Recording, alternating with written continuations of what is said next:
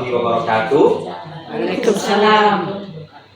Salam sejahtera bagi kita sekalian. Shalom damai di hati. Salam dan bahagia guru-guru hebat yang luar biasa yang kami hormati, Ibu Kepala Sekolah, yang kami hormati seluruh Dewan Guru, Dewan Pengajar dari SDN Indras Lirum. Pada hari ini perkenankan dan izinkan saya untuk mempresentasikan dan mensosialisasikan tentang materi yang telah saya dapatkan di modul 1.4, yaitu tentang budaya positif, program pendidikan guru penggerak. Nah, Bapak guru hebat, di sini semua kita akan mengetahui bersama mengenai apa itu yang dinamakan restitusi. To the point saja, bahwasanya saya pribadi di sini akan mensosialisasikan di SDN Indras Lirum ini tentang restitusi. Jadi yang perlu kita garis bawahi di sini tentang 5 kebutuhan anak atau manusia itu sendiri. Nah, kita selaku guru harus bisa memahami kebutuhan anak itu seperti apa. Nah, ternyata Bapak dan Ibu guru hebat, 5 kebutuhan anak itu sendiri. Yang pertama adalah bertahan hidup, kemudian kasih sayang, kemudian penguasaan, kebebasan, dan juga kesenangan. Dan ini yang harus kita tanamkan dalam anak-anak kita selaku siswa dan siswi SDN Indras Lirum. Selain itu juga kita harus bisa memposisikan diri kita sebagai senior atau sebagai orang yang bisa membimbing mereka, menuntun mereka ke dalam arah yang lebih matang. Nah, terutama untuk proses pendidikan anak-anak kita tercinta. Ternyata dalam kasusnya selama ini kita perhatikan tentang apa itu yang namanya hukuman. Nah, hukuman dan hadiah ini ternyata tidak dibenarkan. Bapak dan Ibu guru hebat, hukuman memang mengisyaratkan kita untuk supaya anak didik kita ini semakin kalau kita pelajari, ya kan, hukuman bisa mendisiplinkan. Tapi, ya kan, setelah kita pelajari ternyata tidak semua hukuman itu bisa mendisiplinkan, bahkan malah bisa menekankan siswa, sehingga siswa tersebut, anak tersebut akan semakin takut datang ke sekolah, takut tidak mau belajar, dan lain sebagainya. Dan dampaknya, efeknya, belajar kesannya tidak menyenangkan bagi si anak itu sendiri. Nah, oleh karenanya kami di sini menawarkan yang namanya restitusi, ya kan, yaitu pertengahan, tengah-tengah antara hukuman dan juga konsekuensi. Nah, hukuman, ya kan, seperti contoh ketika anak murid kita datang ke sekolah, ya kan, terlambat, maka secara refleks kita akan menghukumnya. Nah, menghukumnya ini, ya kan, ada yang namanya juga konsekuensi atau hukuman. Kalau melakukan konsekuensi berarti si anak tersebut sudah memahami peraturan yang telah dibuat oleh sekolah kita tercinta ini, SDN Indras Lirum. Tapi kalau restitusi, ya kan, kita selaku guru, nah, harus bisa memposisikan diri kita sebagai manajer. Jadi posisi 5 kontrol ini ada 5 posisi kontrol. Yang pertama, kita di sini sebagai pembuat merasa bersalah. Jadi anak itu terlambat, ya kan, itu kalau misalkan kita interogasi, ya kan, interogasi kita seolah mengatakan seperti ini, kenapa kamu terlambat? Nah, nanti kalau kamu terlambat, saya kan buru tiket, nanti kalau kita dimarahin kepala sekolah bagaimana? Nah, si anak itu nanti akan merasa bersalah. Iya kan. Nah, akhirnya dia nggak mau terlambat karena dia tidak mau berbuat kecewa guru piket itu sendiri. Nah, selanjutnya sebagai penghukum. Nah, ini yang kita harus hindari. Nah, kan? Kita selama ini kalau posisi kontrol kita sebagai penghukum, itu yang tidak dibenarkan. Contoh, ada anak terlambat. Kita saat di kasusnya ini adalah anak terlambat, ya. Jadi kalau anak terlambat, ya kan, kita langsung teriakin dia, sini, kenapa kamu terlambat? Kita nggak mau tahu alasan seperti apa. Kita menggunakan kata-kata kasar sehingga membentak anak tersebut, mental anak akan semakin kacau dan tidak semangat lagi dalam belajar. Nah, posisi yang ketiga yaitu posisi teman. Nah, posisi teman ini bisa juga dibenarkan, ya kan? Bisa juga tidak. Tidak dibenarkan kalau kita ini sedang mengajar SD, ya kan? Kalau ada anak terlambat, contohnya, kan kita selaku guru SD, ya kan, jangan memposisikan kita sebagai teman. Kalau misalkan dia SMA itu boleh, mahasiswa itu boleh. Tapi kalau kita teman, contohnya pakai bahasa-bahasa yang seperti kita orang ini bersosialisasi dengan guru-guru, ya kan, itu jangan disamakan dengan teman. Contoh lagi, yang keempat, pemantau. Nah, pemantau ini hampir mendekati benar. Ya kan, seperti contoh ada anak terlambat. Nah, kita nyidangnya seperti ini. Nah, terlambat. Jam berapa sekarang? Kamu nggak tahu ini. Apa sudah jam 7. Nah, itu kata-kata pemantau ini ya kan bisa dibenarkan, bisa juga tidak. Tapi hampir mendekati benar. Kalau persentase 100%, ini 80% sudah bisa dikatakan benar. Nah, posisi yang paling kita idam-idamkan yaitu posisi kita selaku posisi kontrol sebagai manajer. Nah, manajer seperti apa? Kita harus tahu kondisi siswa itu seperti apa. Contoh ada anak terlambat, kita ajakin diskusi, kita ajakin ngobrol dia, ya kan? Nah, kenapa kamu terlambat? Bukankah terlambat itu perbuatan yang tidak bagus? Nanti si anak ini akan berimajinasi, menjawab dengan kemampuan dia. Dia pasti akan menjawab, saya terlambat karena terlambat bangun. Nah, kenapa terlambat bangun? Oh, ternyata tadi malam saya begadang. Mulai hari, kalau mau begadang apa, kalau mau tidak mau terlambat, jangan begadang lagi. Kira-kira kamu mau memperbaiki nggak? Nah, pasti nanti ada kesepakatan untuk bisa melakukan perubahan. Nah, ini yang dinamakan restitusi. Jadi restitusi itu pilihan daripada pertengahan antara hukuman dan juga konsekuensi tadi. Jadi sosialisasi kami, saya selaku guru penggerak, ya kan, pada kesempatan ini tentang restitusi supaya ketika nanti ada anak yang melanggar, ya kan, kita selaku guru ini, selaku senior, selaku orang dewasa yang di lembaga kita tercinta ini, SDN Kresbirum, ya kan, bisa menjadi guru yang posisi kita adalah sebagai control manager seperti itu.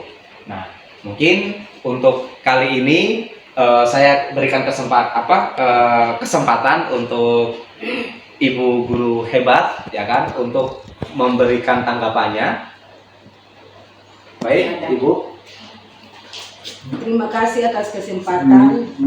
Luar biasa materi yang dipaparkan oleh CGP atau calon guru penggerak Nasihun Amin SPD.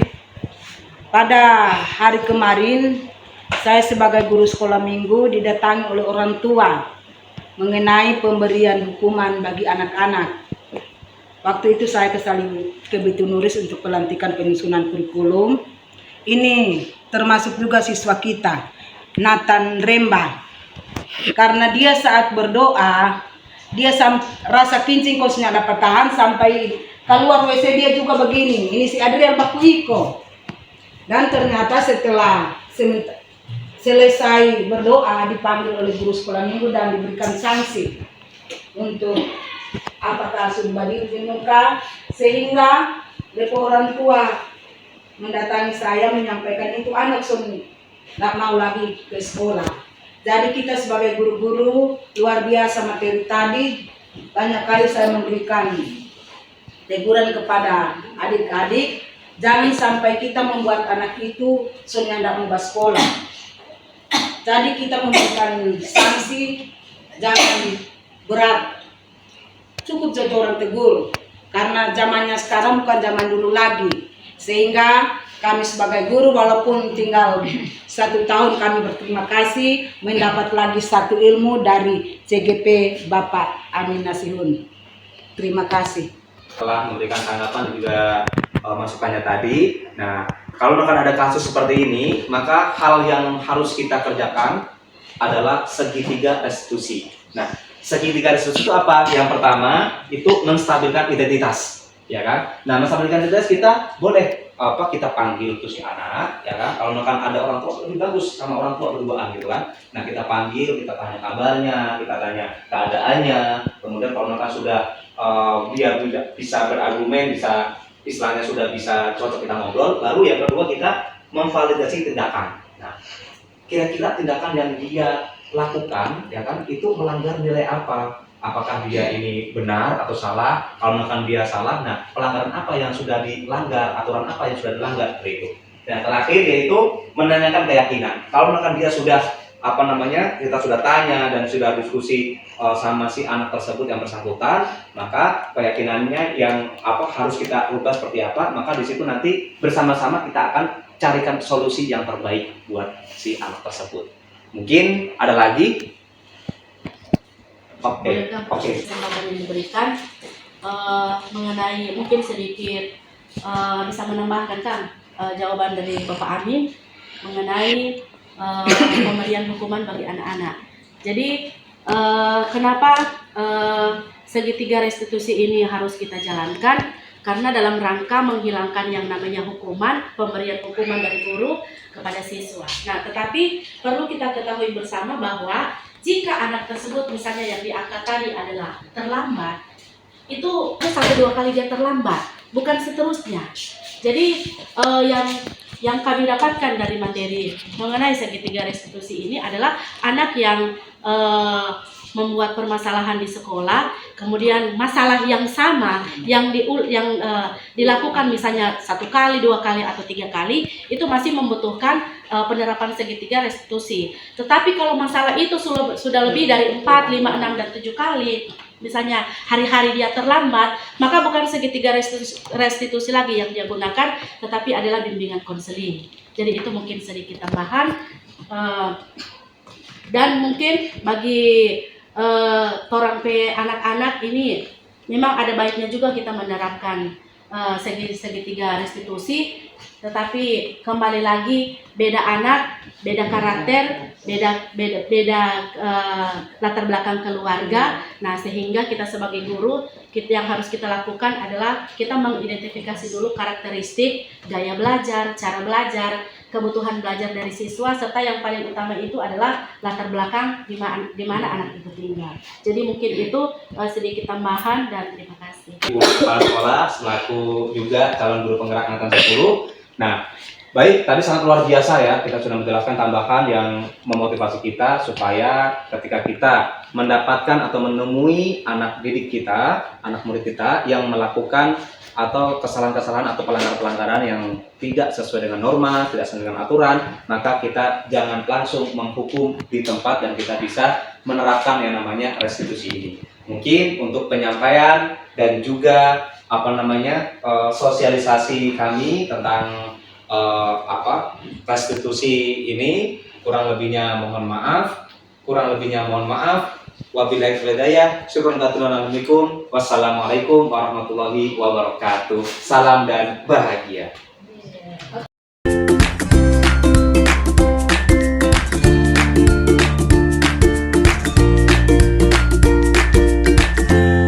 Assalamualaikum warahmatullahi wabarakatuh.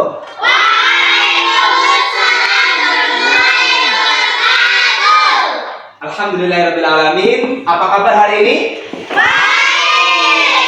Alhamdulillah luar biasa. Masya Allah, kabar kalian ternyata baik semua. Ustaz sudah memperhatikan dari awal tadi, ternyata luar biasa kamu yang sudah baik ini. Kalian hari ini sudah bersyukur? Sudah. Bersyukur pada Allah Subhanahu wa taala setiap hari supaya kita senantiasa dalam keadaan sehat walafiat. Ada di sini yang masih sakit? Ada yang mau dikasih sakit? Nggak mau, karena merasa itu nggak enak. Nah, ada di semua hari ini bertepatan di hari Senin tanggal 10 Juli 2024, kita semua akan membuat yang namanya keyakinan kelas. Apa? Keyakinan kelas itu hampir sama dengan peraturan yang telah kita buat waktu lalu, ya kan? Nah, seperti contoh kayak peraturan yang ada di tembok sana yang udah tempel. Nah, itu juga akan kita rubah, ya kan? Karena Ustaz sudah melakukan pembelajaran di program guru penggerak, ya kan? Oleh karenanya hari ini Ustaz ingin membuat yang namanya keyakinan kelas berapa kalian? 4. Keyakinan kelas 4. Nah, oke, mantap. Semuanya nanti akan berpendapat, ya kan? Akan berpendapat. Kira-kira ini kelas kita selama KBM, selama kegiatan belajar mengajar, itu harus seperti apa? Ya kan? Apakah boleh seperti ini? Apakah tidak boleh seperti ini? Ya kan? Kita harus mengeluarkan pendapat kita semua. Di sini coba, siapa? Kelas kita harus seperti apa ini? Bersih. Satu orang tadi siapa yang mengatakan bersih? Apa tadi Mawiyah? Harus bersih. Oke, mantap. Kelas kita harus bersih. Harus bersih. Yang kedua apa? Harus berpendapat nih. Baru Mawiyah saja. Menjaga lingkungan. Di kelas saya, di kelas menjaga lingkungan. Oke, nggak apa-apa, bagus itu. Menjaga lingkungan. Semua pendapat itu pasti bagus. Nanti kita akan koreksi lagi. Menjaga lingkungan. Apalagi? Apa? Tidak makan dan minum. Mantap, kata Alika. Tidak makan dan minum di kelas. Tidak makan dan minum di kelas. Kalau ada pendapat langsung angkat tangan ya. Apa? Tidak boleh berkata jelek. Tidak boleh berkata jelek. Oh iya, mantap Dani. Tidak boleh berkata jelek. Apa lagi? Ada lagi? Ya. Oh iya. Tidak boleh berbicara di dalam sekolah. Di kelas. Di kelas tidak boleh berbicara saat guru menjelaskan. Oke, mantap. Saat guru. Oh, tadi kata-kata Fadel apa? Tidak boleh apa? Berbicara saat guru menjelaskan. Tidak boleh berbicara di dalam kelas. Nanti koreksi lagi ya. Ada lagi? Ayo, Siti. Tidak membuang sampah sembarangan. Tidak membuang sampah sembarangan. Oke. Tidak membuang sampah sembarangan. Ada lagi? Nabila, apa Nabila? Tidak boleh berisi. Hah? Tidak boleh berisi. Tidak boleh berisi. Nggak apa-apa, bagus sih. Tidak boleh berisi. Ada lagi? Siapa? Nisa? Tidak boleh menyontek saat ujian. Tidak boleh menyontek saat ujian. Mantap ini Nisa nih. Tidak boleh menyontek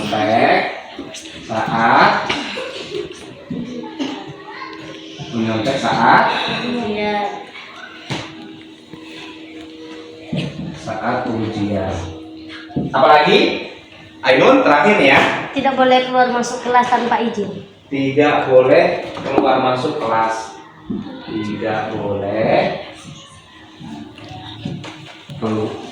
boleh keluar masuk kelas tanpa izin. Oke, mantap. Baik, adik-adik semua, tepuk tangan buat kita semua. Luar biasa ya. Jadi ini adalah kesepakatan kalian, ya kan? Ada 9 poin ternyata di sini. Harus bersih. Di kelas kita ini kelas 4 yang tercinta ya, itu harus bersih yang pertama kan? Kedua, menjaga lingkungan. Ketiga, tidak makan dan tidak minum di kelas. Tidak boleh berkata jelek, tidak boleh berbicara dalam kelas, tidak membuang sampah sembarangan, tidak boleh berisik, tidak boleh menyontek saat ujian, tidak boleh keluar masuk kelas tanpa izin. Nah, ada semua, perhatikan, ini adalah pendapat kalian yang sangat luar biasa, ya kan? Nah, intinya poinnya di sini adalah agar pembelajaran kita semakin maju. Tujuan pembelajaran yang Ustaz sampaikan pada kalian bisa kalian dapatkan dengan bagus. Nah, tapi di sini Ustaz akan mengoreksi beberapa poin. Ini kan sudah poin yang bagus nih, ya kan? Coba ini poinnya bisa dilihatin. Poinnya ada 9 poin. Kelihatan jelas? Nah, baik. Ini Ustaz mau hapus, bukan hapus ya, tapi diganti dengan kata-kata yang positif. Jadi dalam kesepakatan keyakinan kelas, usahakan tidak usah menggunakan kata-kata tidak.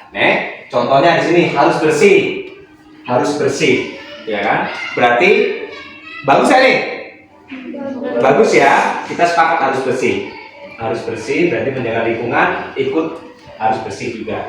Set. Nah, ya Ya kan? Tadi udah direkam ya? Sudah. Tidak makan dan minum di kelas. Ada kata-kata tidak. Berarti kata kuncinya di sini makan dan minum di saat istirahat. Paham ya? Ya, saat jam istirahat.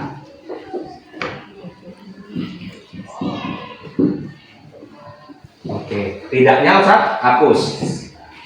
Kemudian yang keempat ini tidak boleh berkata jelek.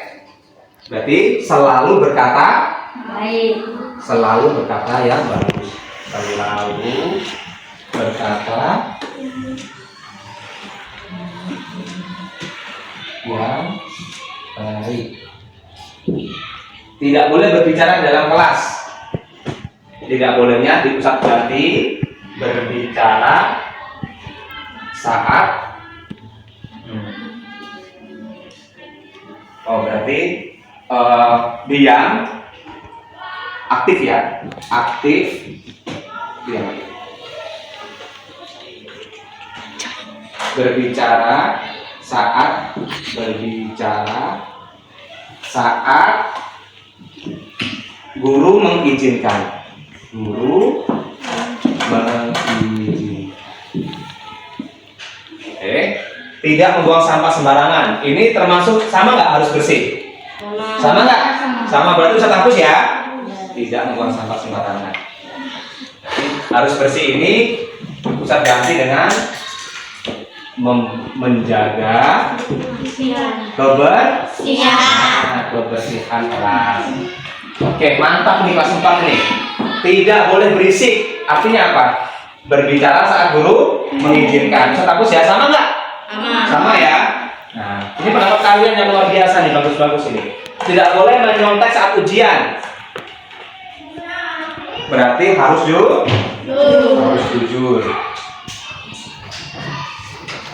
Harus jujur saat ujian.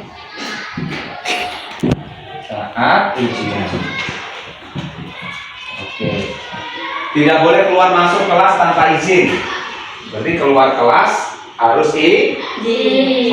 keluar masuk kelas harus Oke, mantap. Ini adalah kesepakatan yang telah kita sepakati bersama nih. Tadi poin-poin yang tadi menjadi 1, 2, 3, 4, 5, 6. Siapa yang boleh berani membaca di sini?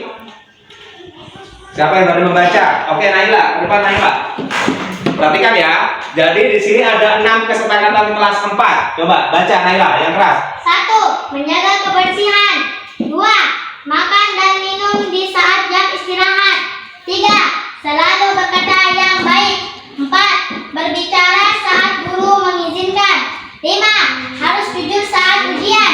6. Keluar masuk kelas harus izin. Mantap. Beri tepuk tangan yang punya untuk Naila. Baik, silakan untuk lagi Naila. Nah, ada semua. Jadi di sini pasti memiliki yang namanya nilai atau hal positif. Hal positif apa yang di sini?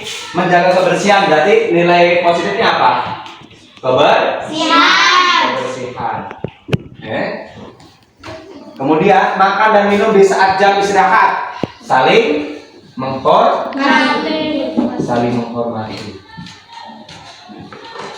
Oke. Kemudian selalu berkata yang baik. Berarti apa? Saling menghormati.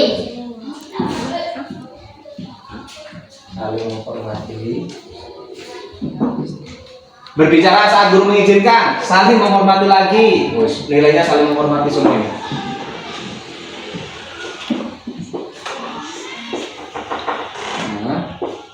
Harus jujur saat ujian. Kejujuran. Nilai kejujuran. Keluar masuk kelas harus izin. Apa? Keluar masuk kelas harus izin. Keizinan, nggak ada keizinan saya. Bagus ya, berpendapat bagus. Nah, ini sama, yaitu saling menghormati. Jadi di sini ada 6 poin, ya kan? Poin yang Kata kuncinya adalah kejujuran, kebersihan, dan saling menghormati. Baik, ada semua. Ustaz harap dengan adanya keyakinan kelas ini, kelas 4 ini akan semakin maju, kelas 4 akan makin jaya, dan insya Allah kalian akan naik kelas semua dengan predikat yang bagus, dan ini nanti kita akan terapkan. Siap? Siap diterapkan di kelas 5? Siap diterapkan di kelas 5? Siap, ya kan? Tolong ini dijaga dengan bagus. Kemudian nanti sekretaris, ya kan? Sekretaris Siti, nanti kamu akan mencatat ini dan akan ditempel di tembok dinding kelas agama. Paham ya? Nah, oke. Siti, nah, selaku sekretaris di sini, ya kan? Oleh karenanya Ustadz ingin ketua kelas Dani maju ke depan untuk memimpin doa.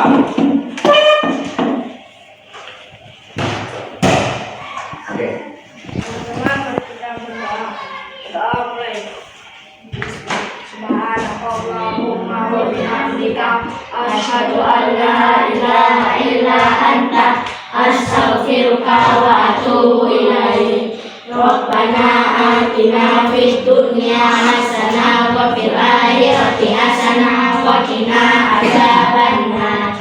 Sallallahu ala sayyidina Muhammadin nabiyil ummi wa ala alihi wa sahbihi wa baraka wa sallam.